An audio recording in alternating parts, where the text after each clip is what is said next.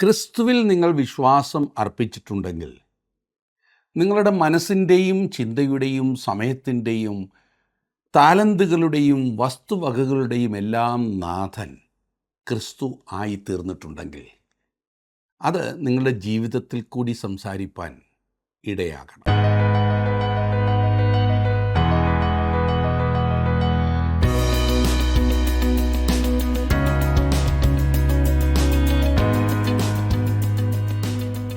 ജീവസന്ദേശത്തിലേക്ക് എല്ലാ പ്രേക്ഷകർക്കും സ്വാഗതം. ക്രിസ്തുവേശുവിനാൽ പിടിക്കപ്പെട്ട നാൾ മുതൽ സ്വർഗീയ ദർശനത്തോട് അനുസരണക്കേട് കാണിക്കാതെ ഓട്ടമോടിയ ഭക്തനായിരുന്നു വിശുദ്ധ പൗലോസ്. തൻ്റെ ഓട്ടവും ദൈവകൃപയുടെ സുവിശേഷത്തിന് സാക്ഷ്യം പറയുന്ന ശുശ്രൂഷയും തികയ്ക്കുവാൻ വേണ്ടി തൻ്റെ പ്രാണനെ പോലും ആ വിശുദ്ധൻ വിലയേറിയതായി എണ്ണിയില്ല.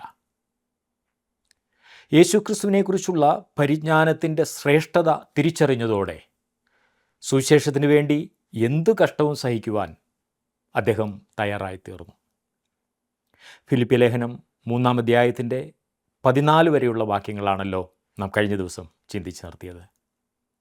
3-ാം അധ്യായം 15 മുതൽ 21 വരെയുള്ള വാക്യങ്ങൾ ഇന്ന് നമുക്ക് ശ്രദ്ധിക്കാം.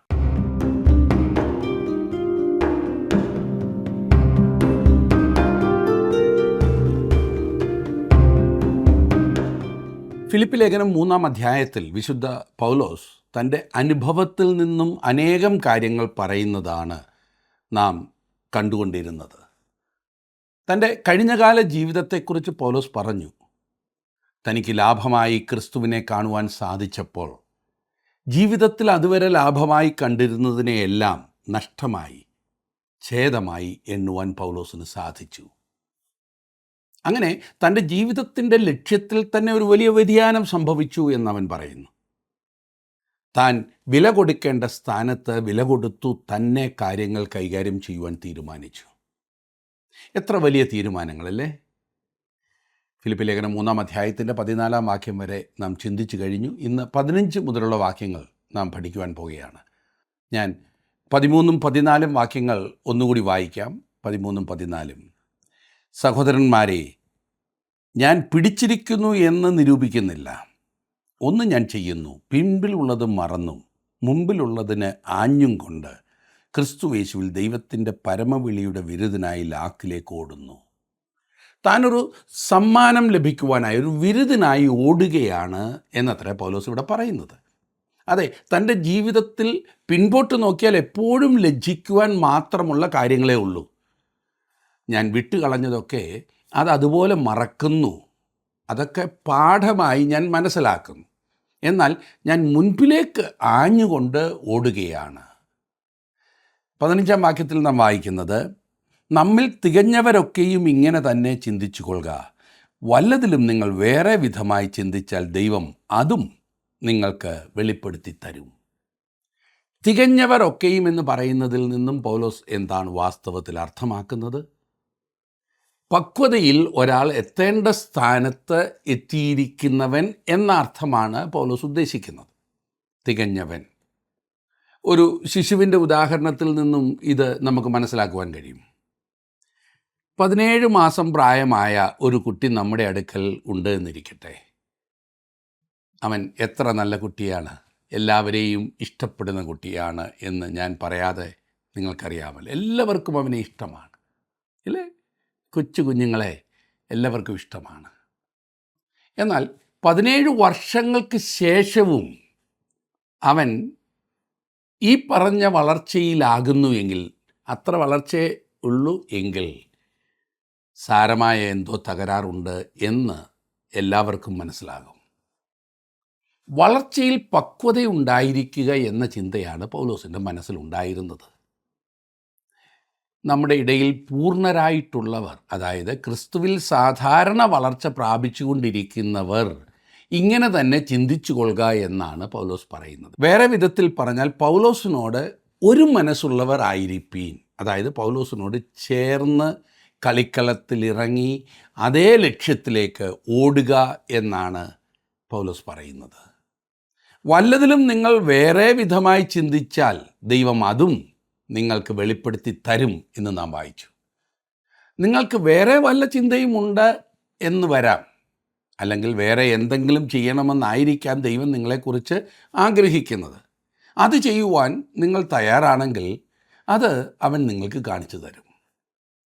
ആഗ്രഹിക്കുന്ന ഒരു ക്രിസ്തുവിശ്വാസിയെ നടത്തുവാൻ ദൈവം മതിയായവനാണ്. ശരിയായി നടക്കുന്നതിന് വായിൽ കടിഞ്ഞാണിൻ്റെ ആവശ്യമുള്ള കുതിരയെയും കോവർ കഴുതയെയും പോലെ നിങ്ങൾ ആകരുത് എന്ന് സങ്കീർത്തനക്കാരൻ പാടിയിരിക്കുന്നത് നിങ്ങൾ ഓർക്കുന്നുണ്ടല്ലോ. ദൈവത്തിന് നിങ്ങളെ അപ്രകാരം നടത്തേണ്ടി വരുന്ന പക്ഷം അത് താങ്കളെ മുറിവേൽപ്പിക്കുന്നതാണ്, വേദനിപ്പിക്കും.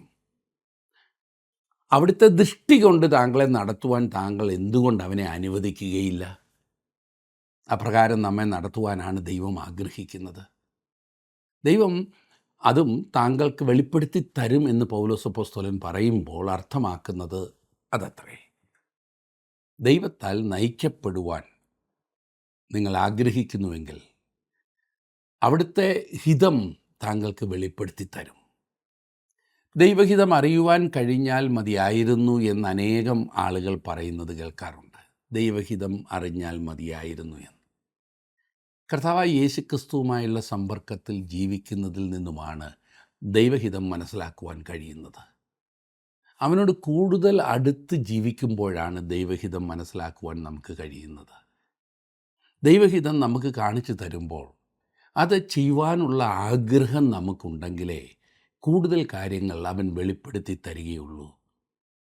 ദൈവഹിതം അറിയുവാനായിട്ടുള്ള ഒന്നാമത്തെ മാർഗം ദൈവവചനം തന്നെയാണ്. ദൈവവചനത്തിൽ നാം എത്രമാത്രം അറിവുള്ളവരാണോ അത്രയും അധികം ദൈവഹിതം അറിയുവാൻ നമുക്ക് സാധിക്കും. ദൈവഹിതം അറിയുവാൻ ഒന്നാമതായി നാം ദൈവം നമ്മെ തൻ്റെ ഹിതം കാണിച്ചാൽ അത് അനുസരിക്കാമെന്നുള്ളൊരു മനോഭാവത്തോടു കൂടെ ആയിരിക്കുമ്പോൾ മാത്രമേ ദൈവഹിതം നമുക്ക് ദൈവം വെളിപ്പെടുത്തി തരികയുള്ളൂ.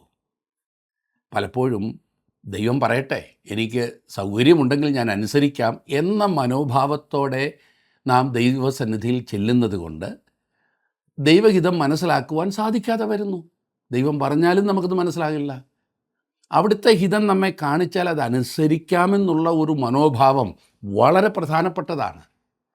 അങ്ങനെ ഒരു മനോഭാവത്തോടെ നാം ദൈവസന്നിധിയിലേക്ക് കടന്നു ചെല്ലുമ്പോൾ ദൈവം തൻ്റെ ഹിതം നമുക്ക് വെളിപ്പെടുത്തി തരും. ഞാൻ പറഞ്ഞല്ലോ, അത് പ്രഥമമായും ദൈവവചനത്തിലൂടെയാണ് നമുക്ക് ലഭിക്കുന്നത്. ദൈവവചനത്തിലൂടെ ദൈവം തൻ്റെ ഹിതം നമുക്ക് വെളിപ്പെടുത്തുന്നു. ദൈവഹിതം അറിയുന്നതിന് വേറെ കുറുക്കുവഴികൾ ഒന്നും എനിക്കറിയില്ല. സൂക്ഷ്മതയില്ലാതെ ജീവിതം നയിക്കുന്ന ഒരു വ്യക്തിക്ക് ഒരു ദർശനമോ ഒരു ദൂതനെ കണ്ടതുപോലൊരു തോന്നലോ അഥവാ ദൈവം പച്ചക്കൊടി കാട്ടുന്നോ വെള്ളക്കൊടി കാണിക്കുന്നതോ ഒരാളിനെ അതൊന്നും പ്രതീക്ഷിക്കാൻ കഴിയുകയില്ല.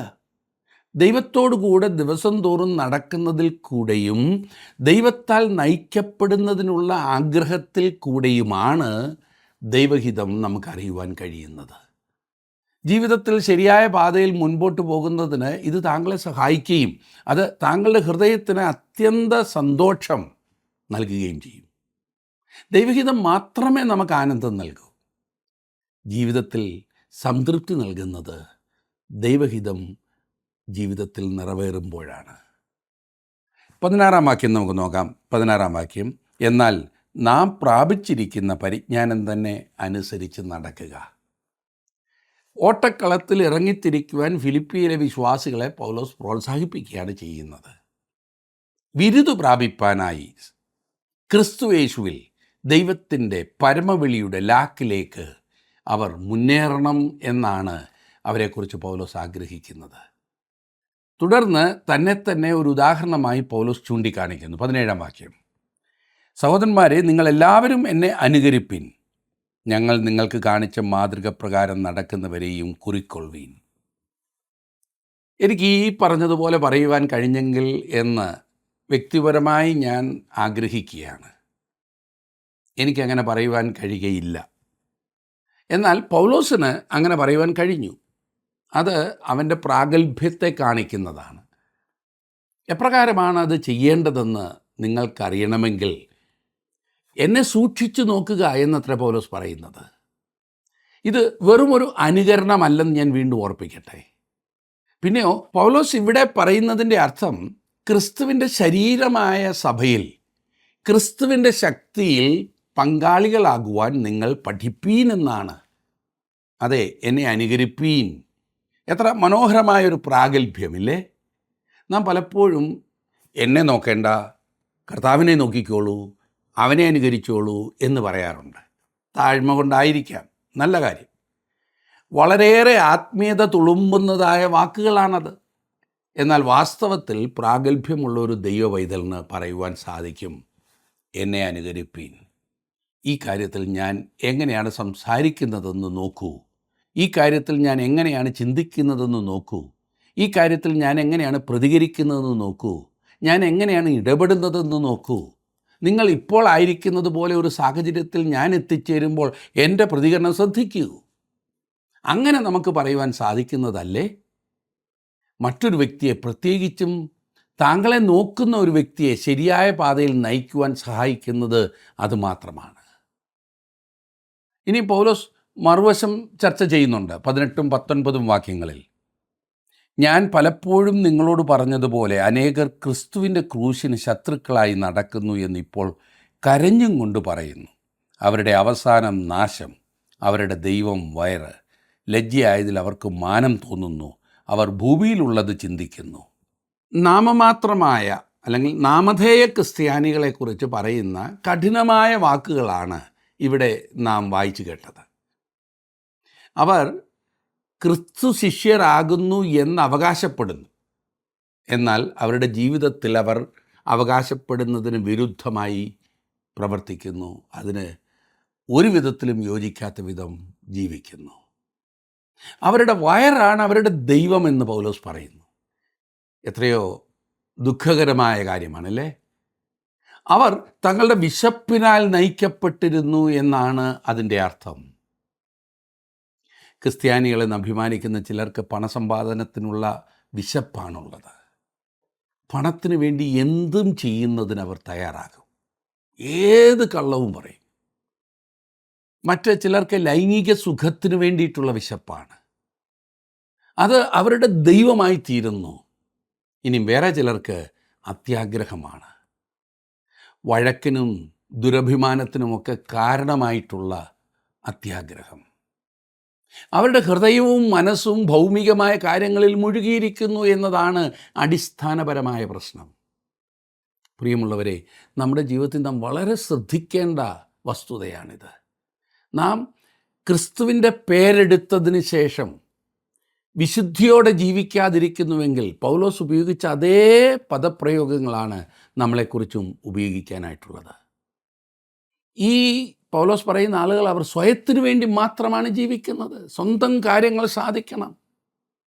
അവർ അതിൽ പ്രശംസിക്കുകയും ചെയ്യുന്നു. വാസ്തവത്തിൽ ലജ്ജിക്കേണ്ടതായ കാര്യത്തിൽ അവർ അഭിമാനം കൊള്ളുന്നു.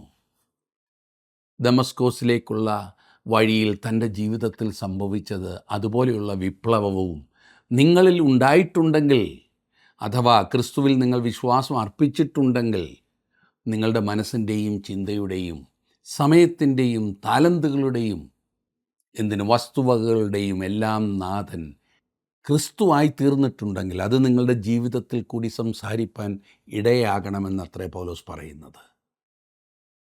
യാക്കോബ് അതിനെ ഇപ്രകാരമാണ് പറഞ്ഞിരിക്കുന്നത്: അങ്ങനെ വിശ്വാസവും പ്രവൃത്തികൾ ഇല്ലാത്തതായാൽ സ്വതവേ നിർജീവമാകുന്നു. എന്നാൽ ഒരുത്തൻ നിനക്ക് വിശ്വാസമുണ്ട്, എനിക്ക് പ്രവൃത്തികൾ ഉണ്ട് എന്ന് പറയുമായിരിക്കും. നിൻ്റെ വിശ്വാസം പ്രവൃത്തികൾ കൂടാതെ കാണിച്ചു തരിക, ഞാനും എൻ്റെ വിശ്വാസം പ്രവൃത്തികളാൽ കാണിച്ചു തരാം. ഇതത്ര യാക്കോബ് തൻ്റെ ലേഖനത്തിൽ എഴുതിയത്. വേറൊരു വിധത്തിൽ പറഞ്ഞാൽ, പ്രവൃത്തികൾ കൂടാതെ നമ്മുടെ വിശ്വാസം അയൽക്കാർക്ക് തെളിയിച്ചു കൊടുക്കുവാൻ വഴിയില്ല എന്നത്രേ നാം വായിക്കുന്നത്. നിങ്ങളുടെ വിശ്വാസത്തെ അവൻ നിങ്ങളുടെ പ്രവൃത്തികളിൽ കൂടിയാണ് ന്യായം വിധിക്കുന്നത്. ക്രിസ്തു വിശ്വാസികൾ ക്ഷണഭംഗുരമായ ലൗകിക കാര്യങ്ങളിൽ മാത്രം വ്യാപൃതരായിരിക്കുന്നത് എത്രയോ ദുഃഖകരമായ കാര്യമാണ്. ഇനി നമുക്ക് 20-ാം വാക്യത്തിലേക്ക് വരാം. 20-ാം വാക്യത്തിൽ നാം വായിക്കുന്നത്, നമ്മുടെ പൗരത്വമോ സ്വർഗത്തിലാകുന്നു, അവിടെ നിന്നും കർത്താവായി യേശുക്രിസ്തു രക്ഷിതാവായി വരുമെന്ന് നാം കാത്തിരിക്കുന്നു. പൗരത്വം എന്ന് പറഞ്ഞാൽ പൂർണ്ണമായ ജീവിത രീതിയാണ്. ഒരു പുതിയ ജീവിത രീതി എന്നാണ് അതിൻ്റെ അർത്ഥം. നമ്മുടെ ഭവന നഗരം, ഹോം ടൗൺ സ്വർഗത്തിലാകുന്നു എന്നാണ് പറഞ്ഞത്. പൗലോസ് ആ അർത്ഥത്തിലായിരിക്കണം പറഞ്ഞിരിക്കുന്നത്.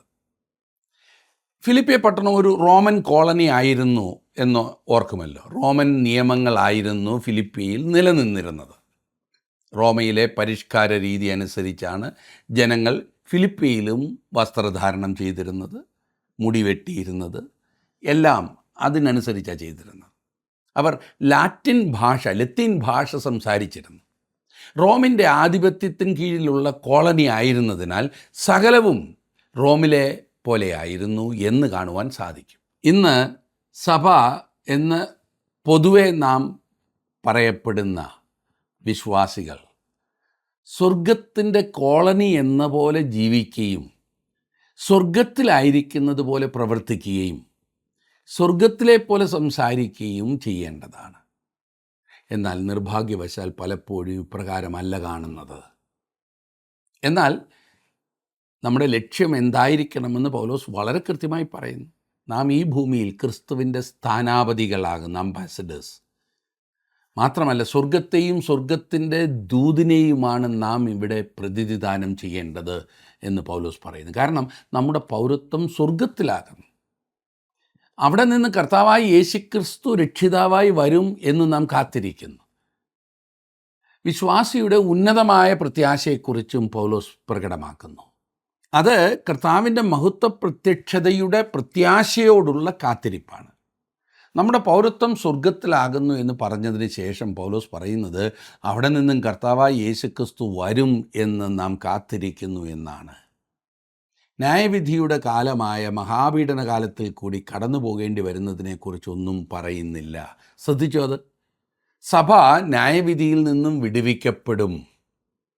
ഹാനോക്കിന് ജലപ്രളയത്തിൽ കൂടി കടന്നു പോകേണ്ട ആ സ്ഥിതി വരാഞ്ഞതുപോലെ ക്രിസ്തു വിശ്വാസികൾ മഹാപീഡനത്തിൽ കൂടി കടന്നു പോകുകയില്ല.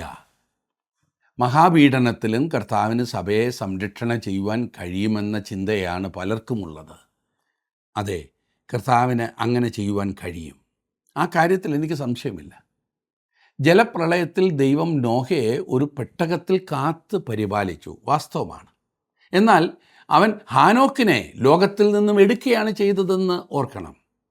മഹാപീഡന കാലത്ത് അവൻ്റെ വകയായുള്ള 2 കൂട്ടം ആളുകൾ കാണും. ഒരു കൂട്ടർ എടുക്കപ്പെടും. ഫിലഡൽഫിയയിലെ സഭയോട് കർത്താവ് പറഞ്ഞത് വെളിപ്പാട് പുസ്തകം 3-ാം അധ്യായത്തിൻ്റെ 10-ാം വാക്യത്തിലാണ് നാം അത് വായിക്കുന്നത്.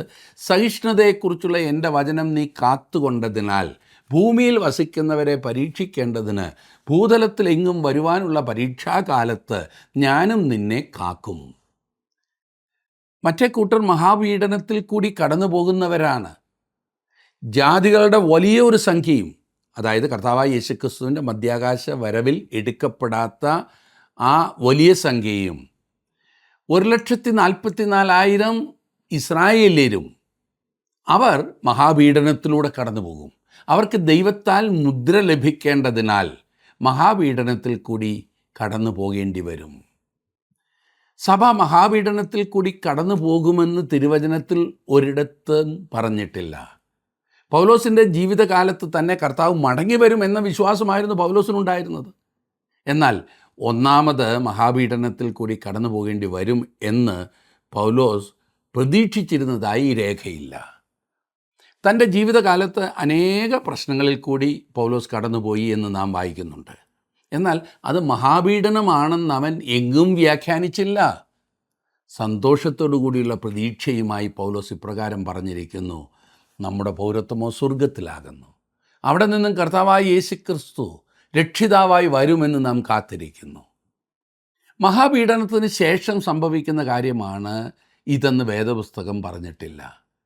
മഹാപീഡനത്തിന് വേണ്ടിയല്ല, ക്രിസ്തുവിൻ്റെ പുനരാഗമനത്തിന് വേണ്ടി പൗലോസ് നോക്കിപ്പാർക്കുകയായിരുന്നു എന്ന് അവൻ്റെ സന്തോഷത്തോടു കൂടിയ കാത്തിരിപ്പ് വ്യക്തമാക്കുന്നു. 3-ാം അധ്യായത്തിൻ്റെ ഒടുവിലത്തെ വാക്യം കൂടി നമുക്കൊന്ന് ചിന്തിക്കാം. 21-ാം വാക്യം: അവൻ സകലവും തനിക്ക് കീഴ്പ്പെടുത്തുവാൻ കഴിയുന്ന തൻ്റെ വ്യാപാര ശക്തി കൊണ്ട് നമ്മുടെ താഴ്ചയുള്ള ശരീരത്തെ തൻ്റെ മഹത്വമുള്ള ശരീരത്തോട് അനുരൂപമായി രൂപാന്തരപ്പെടുത്തും. താഴ്ചയുള്ള ശരീരം അഥവാ കുറവുള്ള ശരീരം, വേറൊരു ഭാഗത്ത് ഉപയോഗിച്ചിരിക്കുന്നത് ദ്രവത്വമുള്ളത്, ബലഹീനമായ ശരീരം. കർത്താവ് നമ്മുടെ ഭൗമികമായ ശരീരം മാറ്റും. നമ്മുടെ ഈ ശരീരം മൺമയമാണ്, ദ്രവത്വമുള്ളതാണ്, രോഗമുള്ളതാണ്, അത് എല്ലാവിധമായ പരിമിതികളുമുള്ളതാണ്. ഇത് ഈ ലോകത്തിന് അനുയോജ്യമായിട്ടുള്ളതത്രേ. ഇതുപോലെ ബാഹ്യാകാശത്തേക്ക് പോകുവാൻ നമുക്ക് സാധ്യമല്ല. നമ്മുടെ ശരീരം ഭൗമികമാണ്. അവൻ നമ്മുടെ താഴ്ചയുള്ള ശരീരത്തെ തൻ്റെ മഹത്വമുള്ള ശരീരത്തോട് അനുരൂപമായി രൂപാന്തരപ്പെടുത്തും. ഈ ശരീരങ്ങൾ നശിക്കുന്ന ശരീരങ്ങളാണ്. ഞാനും നിങ്ങളും ഒരിക്കൽ ഈ ശരീരം വിട്ടുപോകും. നാശമുള്ള ശരീരമാകയാലാണ് നാം അവയെ വിട്ടുപോകുന്നത്. അവ രൂപാന്തരപ്പെടും. അവൻ്റെ മഹത്വമുള്ള ശരീരത്തോട് നാം അനുരൂപരായി രൂപാന്തരപ്പെടും. നമുക്ക് ലഭിക്കുന്ന ശരീരം ക്രിസ്തുവിൻ്റെ പുനരുത്ഥാനത്തിന് ശേഷം അവൻ ഈ ഭൂമിയിൽ ഉണ്ടായിരുന്നപ്പോൾ കണ്ടതായ ആ ശരീരം പോലുള്ളതായിരിക്കും. അത് മഹത്വമുള്ള ഒരു ശരീരമായിരിക്കും. കൊരിന്ത്യർക്ക് ലേഖനം എഴുതുമ്പോൾ പൗലോസ് അപ്പോസ്തലൻ അതിനെക്കുറിച്ച് ഇപ്രകാരം പറഞ്ഞിരിക്കുന്നു. 1 കൊരിന്ത്യർ 15-ാം അധ്യായത്തിൻ്റെ 51, 52 വാക്യങ്ങളിൽ, ഞാൻ ഒരു മർമ്മം നിങ്ങളോട് പറയാം, നാം എല്ലാവരും നിദ്ര കൊള്ളുകയില്ല, എന്നാൽ അന്ത്യകാഹളനാദത്തിങ്കൽ പെട്ടെന്ന് കണ്ണിമയ്ക്കുന്നിടയിൽ നാം എല്ലാവരും രൂപാന്തരപ്പെടും. ഈ രൂപാന്തരം കാഹളനാദം കേൾക്കുമ്പോൾ പെട്ടെന്ന് സംഭവിക്കുന്ന ഒരു കാര്യമാണ്. പൗലോസ് തെസ്സലോനിക്കർക്ക് എഴുതുമ്പോൾ 1 തെസ്സലോനിക്കർ 4:16 കാഹളനാദം സഭയുടെ ഉൾപ്രാപണത്തോട് അല്ലെങ്കിൽ മധ്യാകാശത്തിലെ കർത്താവിൻ്റെ വരവോട് ബന്ധപ്പെടുത്തി പറഞ്ഞിരിക്കുന്നു. കർത്താവ് താൻ ഗംഭീരനാദത്തോടും പ്രധാന ദൂതൻ്റെ ശബ്ദത്തോടും ദൈവത്തിൻ്റെ കാഹളത്തോടും കൂടെ സ്വർഗത്തിൽ നിന്നിറങ്ങി വരികയും ക്രിസ്തുവിൽ മരിച്ചവർ മുമ്പ് ഉയർത്തെഴുന്നേൽക്കുകയും ചെയ്യും. അത് ദൈവത്തിൻ്റെ കാഹളമാണെന്ന കാര്യം ശ്രദ്ധിക്കേണ്ടതത്രേ. കർത്താവാണ് പ്രധാന ദൂതൻ്റെ ശബ്ദത്തോടും ദൈവത്തിൻ്റെ കാഹളത്തോടും കൂടെ ഇറങ്ങി വരുന്നത്. അവൻ്റെ ശബ്ദത്തിന് മഹത്വവും പദവിയും കൊടുക്കുന്നതായിട്ടാണ് ഇവിടെ പറയുന്നത്. അവൻ്റെ ശബ്ദം തുളച്ചു കയറുന്നതും ഭയമുളവാക്കുന്നതുമാണ്. മഹത്വീകരിക്കപ്പെട്ട കർത്താവിൻ്റെ ശബ്ദത്തെ യോഹന്നാൻ വിശദീകരിക്കുന്നത് ശ്രദ്ധിക്കുക. വെളിപ്പാട് പുസ്തകം 1-ാം അധ്യായത്തിൻ്റെ 10-11 വാക്യങ്ങളിൽ, കർത്തൃ ദിവസത്തിൽ ഞാൻ ആത്മവിവശനായി കാഹളത്തിനൊത്ത ഒരു മഹാനാദം എൻ്റെ പുറകെ കേട്ടു. ആരാണ് സംസാരിക്കുന്നതെന്ന് അറിയുവാനായി അവൻ തിരിഞ്ഞപ്പോൾ മഹത്വീകരിക്കപ്പെട്ട ക്രിസ്തുവിനെ അവൻ കണ്ടു. അവൻ്റെ ശബ്ദമായിരുന്നു യോഹന്നാൻ കേട്ടത്. ഇന്ന് ക്രിസ്തുവിന് നമ്മോടുള്ള വാക്കുകൾ ഇതത്രേ: ഞാൻ വാതിൽക്കൽ നിന്ന് മുട്ടുന്നു, ആരെങ്കിലും എൻ്റെ ശബ്ദം കേട്ട് വാതിൽ തുറന്നാൽ ഞാൻ അവൻ്റെ അടുക്കൽ ചെന്ന് അവനോടും അവൻ എന്നോടും കൂടെ അത്താഴം കഴിക്കും. അത്താഴം കഴിക്കുവാനുള്ള അവസാനത്തെ ക്ഷണമാണിത്. മഹാപീഡനകാലമാകുന്ന രാത്രി വരുന്നതിനു മുൻപേ അവൻ്റെ അടുക്കലേക്ക് കടന്നു വരുവാനുള്ള ക്ഷണമാണിത്. വാതിൽ തുറക്കുമ്പോൾ ഭൂമിയിൽ നിന്നും ഒരു കൂട്ടം ആളുകൾ, ക്രിസ്തുവിൽ വിശ്വാസം അർപ്പിച്ച ആളുകൾ, അവർ ഭൂമിയിൽ നിന്നും എടുക്കപ്പെടും. അവർ മഹാപീഡനത്തിൽ കൂടി കടന്നു പോകുകയില്ല. നമ്മുടെ താഴ്ചയുള്ള ശരീരത്തെ അവിടുത്തെ മഹത്വമുള്ള ശരീരത്തോട് അനുരൂപപ്പെടുത്തും. യോഹന്നാൻ അപ്പോസ്തലൻ പറഞ്ഞിരിക്കുന്നതും ഇതുതന്നെയാണ്. യോഹന്നാൻ്റെ 1-ാം ലേഖനം 3-ാം അധ്യായത്തിൽ, പ്രിയമുള്ളവരെ, നാം ഇപ്പോൾ ദൈവമക്കളാകുന്നു, നാം ഇന്നതാകും എന്ന് ഇതുവരെ പ്രത്യക്ഷമായില്ല. അവൻ പ്രത്യക്ഷനാകുമ്പോൾ നാം അവനെ താൻ ഇരിക്കും പോലെ തന്നെ കാണുന്നതാകൊണ്ട് അവനോട് സദൃശന്മാരാകും എന്ന് നാം അറിയുന്നു. അതെ, ക്രിസ്തു ഇതുവരെ പ്രത്യക്ഷനായില്ല, എന്നാൽ അവൻ പ്രത്യക്ഷനാകുമ്പോൾ നാം അവനോട് സദൃശന്മാരാകും. ക്രിസ്തുവിൻ്റെ ആഗമനത്തിന് വേണ്ടിയുള്ള പ്രത്യാശയും ആകാംക്ഷയും ശ്രദ്ധിക്കുക. ഭാവിയെക്കുറിച്ച് പൗലോസിനൊരു പ്രത്യാശയുണ്ടായിരുന്നു. ഭാവിയെക്കുറിച്ച് നിങ്ങൾക്കുള്ള പ്രത്യാശ എന്താണ് സുഹൃത്തെ? നമ്മുടെ പൗരത്വമോ സ്വർഗത്തിലാകുന്നു. അവിടെ നിന്ന് കർത്താവായ യേശുക്രിസ്തു രക്ഷിതാവായി വരും എന്ന് നാം കാത്തിരിക്കുന്നു. അതായിരുന്നു പൗലോസിൻ്റെ പ്രത്യാശ, അതായിരുന്നു അവൻ്റെ സന്തോഷം, അതായിരുന്നു അവൻ കാത്തിരുന്നത്. നിങ്ങളുടെ ജീവിതത്തിൽ നിങ്ങൾ കാത്തിരിക്കുന്നത് എന്തിനു വേണ്ടിയിട്ടാണ്? ഒന്ന് സ്വയം പരിശോധിച്ചാട്ടെ. ദൈവം നിങ്ങളെ ആ മഹത്വ പ്രത്യക്ഷതയിൽ ക്രിസ്തുവിനോടുകൂടെ ചേർക്കുവാൻ നിങ്ങൾ ഒരുങ്ങിയിട്ടുണ്ടോ? ദൈവം നിങ്ങളെ അനുഗ്രഹിക്കട്ടെ.